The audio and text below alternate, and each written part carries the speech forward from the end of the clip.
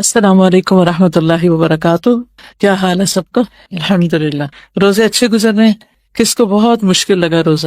آپ کو ویکنس ہو گئی تھی؟ ویکنس کا کیا علاج ہے؟ جیسے کل میں نے آپ سے کہا تھا نا کہ اپنے ایک دن کے اندر جو آپ کے انرجی کے لیولز مختلف اوقات میں ہوتے ہیں ان کو ٹیسٹ کیجیے ایک دو دن کہ کس وقت آپ زیادہ بہتر کام کرنے کے قابل ہوتے ہیں. تو اپنے اہم ترین کام پھر اس وقت کر لیجیے، اور باقی جو آپ اپنی نیند وغیرہ پوری کرنی ہے وہ اس وقت میں کر لیں جب آپ کی انرجی لو ہو رہی ہو. اور میجورٹی کا تو الحمدللہ اچھا گزرا، اور اللہ سبحانہ وتعالیٰ نے کتنی رحمت کی ہے کہ موسم اتنا اچھا ہو گیا. کوشش یہ کریں کہ وہ کام جو رمضان کے بعد ہو سکتے ہیں ان کو تھوڑا کٹ ڈاؤن کر کے، سوشلائزنگ وغیرہ کو یا اور ایسے چیزیں جو ضروری نہیں کہ ہم رمضان میں کریں، ان کے بغیر بھی کام چل سکتا ہے، تو ان کو کٹ ڈاؤن کر کے انرجی سیو کریں، اپنا ٹائم سیو کریں، اور جو رمضان کے آپ کے موسٹ امپورٹنٹ ٹاسک ہیں ان کے اوپر اپنا وقت لگائیں، تو انشاءاللہ زیادہ بہتر ہوگا. اور یہ بتائیے کہ کون سا والا روزہ رکھا ہے، عام روزہ یا خاص روزہ؟ خاص الخاص. گڈ. خاص الخاص روزہ رکھیں، ٹھیک ہے. اور اس کے لیے کیا کرنا ہوتا ہے؟ اپنے دل کو ردی خیالات سے پاک. ردی خیالات کی قسم کیا ہو سکتی؟ مثلاً ردی خیالات، کسی کے بارے میں سوچتے رہنا اور بیکار کی باتیں سوچنا، اور ایسے خیالات جن کا حاصل کچھ نہیں. ٹھیک ہے. ردی خیالات کی ڈیفینیشن کیا ہے؟ وہ خیالات جن کا کچھ نتیجہ نہیں نکلنے والا، فائدے کی بجائے الٹا نقصان دینے والے. سب لوگ سحری کھاتے ہیں؟ کس نے سحری نہیں کھائی آج؟ اوکے. کم لوگ ہیں لیکن ہیں، تو اس لیے بہتر ہے کہ سحری کے بارے میں کچھ ضرور آپ سے بات کر لی جائے. نحمدہ ونصلی علی رسولہ الکریم، اما بعد، فاعوذ باللہ من الشیطان الرجیم، بسم اللہ الرحمن الرحیم. رب اشرح لی صدری ویسر لی امری واحلل عقدۃ من لسانی یفقہوا قولی. بسم اللہ الرحمن الرحیم. بعض لوگ سحری کرتے نہیں، بعض لوگ وقت سے پہلے کھا لیتے ہیں، جبکہ تاخیر سے کھانا اخلاق نبوت میں سے ہے. ابو درداء سے روایت ہے کہ رسول اللہ صلی اللہ علیہ وسلم نے فرمایا، 3 کام اخلاق نبوت میں سے ہیں: افطاری میں جلدی، سحری میں تاخیر، اور نماز میں دائیں ہاتھ کو بائیں ہاتھ پر رکھنا، یعنی ہاتھ باندھنا. تو سحری کا اہتمام ضرور کرنا چاہیے کیونکہ سحری کھانے میں برکت ہے. آپ صلی اللہ علیہ وسلم نے فرمایا، تسحروا فإن فی السحور برکہ.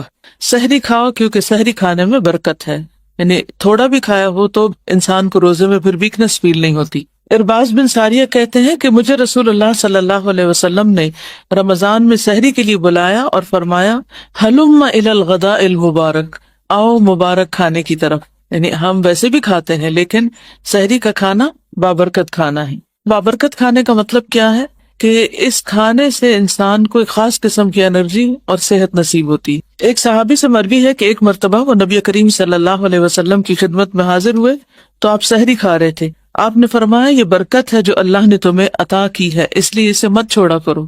مقدام بن مادی کرب سے روایت ہے کہ رسول اللہ صلی اللہ علیہ وسلم نے فرمایا، تم لوگ اپنے اوپر صبح کا کھانا یعنی سحری لازم کرو، اس لیے کہ وہ مبارک کھانا ہے.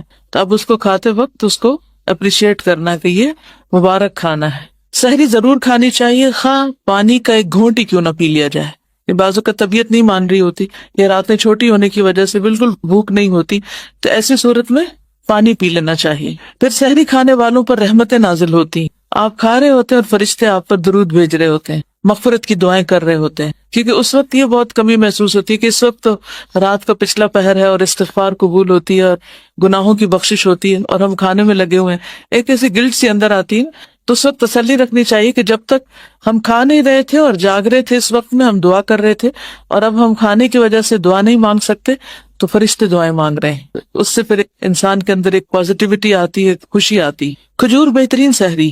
کچھ بھی کھائیں لیکن کھجور کا 1 2 3 پیس تک ضرور لے لیں کیونکہ اس سے آپ کو انرجی ملے گی. اور پھر افطار کا وقت خوشی کا وقت ہوتا ہے. روزہ دار کو 2 خوشیاں حاصل ہوتی، ایک وہ وقت جب وہ افطار کرتا ہے اور دوسرے جب وہ اپنے رب سے ملاقات کرے گا.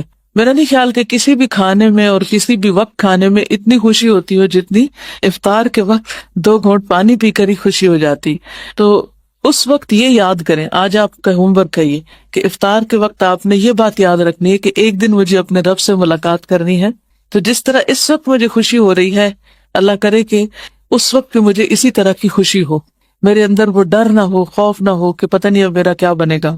پھر یہ کہ افطار جلد کرنا مسنون ہے، افطار جلد کر لینا چاہیے. کیونکہ بعض اوقات ہم ادھر ادھر کے کاموں میں لگے رہتے ہیں، کچن سمیٹ رہے ہوتے ہیں، اچھا میں آ رہی ہوں، اور اس میں 2-3 منٹ بعض اوقات لوگ ڈیلے کر دیتے ہیں، تو ڈیلے نہیں کرنی چاہیے، بس ادھر اعلان ہو اور دوسری طرف افطار ہو جائے، چاہے پانی کا ایک گھونٹ ہی کیوں نہ ہو۔ بہترین تو یہی ہے کہ کھجور سے کھولا جائے روزہ، لیکن اگر کھجور نہ ہو تو پھر پانی کا گھونٹ، دودھ کا گھونٹ، جو بھی چیز ہو اس سے کھول لیا جائے۔ سحری اور افطاری دونوں اوقات میں انسان اللہ سبحانہ وتعالیٰ سے دعائیں کر سکتا ہے، اور ان دعاؤں میں خصوصاً اپنی بخشش کی دعا، کیونکہ اگر بخشش ہو گئی تو سمجھیے کہ سب کچھ ٹھیک ہو گیا۔ ہمارا الٹیمیٹ گول تو یہی ہے کہ ہم اللہ سبحانہ وتعالیٰ کو راضی کر دیں اور اللہ تعالیٰ ہم سے راضی ہو جائے۔